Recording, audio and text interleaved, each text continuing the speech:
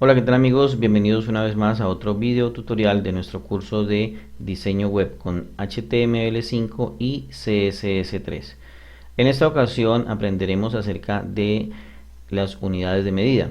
Las unidades de medida son un capítulo importante dentro de el tema, dentro de los temas asociados a las hojas de estilo en cascada. Las unidades de medida definen el tamaño que tiene que ver con el alto y el ancho de los elementos o de las cajas dentro de los documentos HTML formateados con hojas de estilo en cascada o con código CSS. También definen el tamaño del font o el tamaño de la letra que estamos utilizando en los textos. El código CSS divide las unidades de medida en dos grupos diferentes. Se habla de unidades absolutas y de unidades relativas. Las unidades relativas establecen el valor con relación, o sea, con base en otra medida previamente establecida. Generalmente las unidades relativas establecen un porcentaje de un valor previo o de tantas veces el valor definido con anterioridad. Para obtener el valor real se debe realizar una operación, que es una operación normalmente de porcentaje o de multiplicación con respecto del valor que se ha definido. Las unidades absolutas establecen el valor de una forma completa, es decir, el valor preciso si se habla de 2, el valor es 2, si se habla de 3, si se habla de 1, ese es el valor exacto que está siendo definido para una unidad absoluta. Las unidades absolutas y relativas se establecen o se expresan utilizando un valor numérico entero o un valor decimal, seguido de la unidad de medida a utilizar. Esta es la manera de representar las unidades de medida. Se antepone el número a la unidad de medida sin espacios, sin ningún tipo de espacios, y esto establece el valor que se está asignando para la unidad de medida en particular. Cuando el valor es 0, la unidad de medida es opcional. Cuando el valor es distinto a 0 y no se indica ninguna unidad, la unidad de medida no se tiene en cuenta, se ignora completamente. Cuando se utiliza una fuente habitual, cuando se utiliza un valor estableciendo o no estableciendo ningún tipo de valor numérico, esto puede dar lugar a errores en lo que tiene que ver con el código CSS. Las unidades relativas son más flexibles que las unidades absolutas en lo que tiene que ver con la presentación de los diferentes medios donde yo voy a mostrar mi documento HTML. Se adaptan con mayor facilidad. Vamos a presentar a continuación una lista de las unidades relativas que se utilizan para representar algunos de los valores. Es el caso de la unidad EM. La unidad EM es una unidad relativa y define un valor con respecto al tamaño empleado. Es decir, cuando hemos definido, por ejemplo, 1 EM, estamos diciendo que se va a tomar una vez el valor del font definido. Si el font que se ha definido con anterioridad es de 12 píxeles, entonces 1 EM equivaldrá a 12 píxeles. Si el valor que se ha definido es 16 píxeles, entonces 1 EM equivaldrá a 16 píxeles. Es decir, 1 EM es una unidad relativa en función del tamaño del font o del tamaño que se tenga definido en ese momento, o el último tamaño que se haya definido.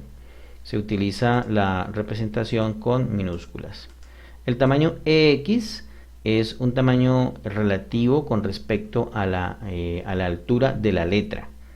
Con respecto a la altura de la letra X, la X se coloca en valor minúscula, la letra X se coloca en minúscula y especifica el tamaño sobre el cual se va a trabajar, es decir, la letra que se está colocando, que se está utilizando dentro del parámetro X, será el alto definido para esta unidad de medida.